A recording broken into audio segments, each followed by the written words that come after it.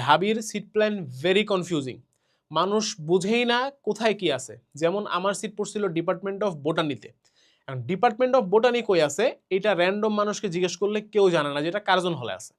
But Curzon হল সবাই চিনে, ঠিক আছে। আমার অনেকখানি ঘোরা লাগছে। আমি প্রথমে গেছি টিএসসিতে, টিএসসি থেকে ওখান থেকে বলছে আরেক জায়গাতে, ওখানে গেছি, তারপরে ঘুরে ঘুরে আমি আসছিলাম। বাট আমার হাতে সময় ছিল, দ্যাটস ওয়াই আমি আস্তে ধীরে যেতে পারছি, ঠিক আছে। আচ্ছা, কোথায় সিট পড়ছে যে কোন ঢাবির একজন বড় ভাইকে দেখাবা, সে বলে দিতে পারবে যে এটা অমুক জায়গাতে এবং ওইটার অমুকটার পাশে, ঠিক আছে।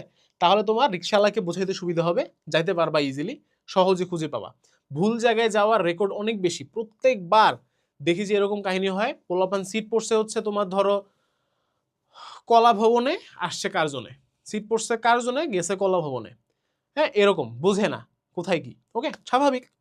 এই জন্য হেল্প নাও সিনিয়রদের। আমাকে নক দিলে আমি বলবো ভাই, ঠিক আছে, ইউর ওপেন, গ্রুপে পোস্ট করো হালকেনস্টাইন ফ্যামিলিতে, আমার পার্সোনাল গ্রুপে পোস্ট করো, আমাকে পেজে নক দাও, সিনিয়র ভাইদের হেল্প নাও, ঠিক আছে।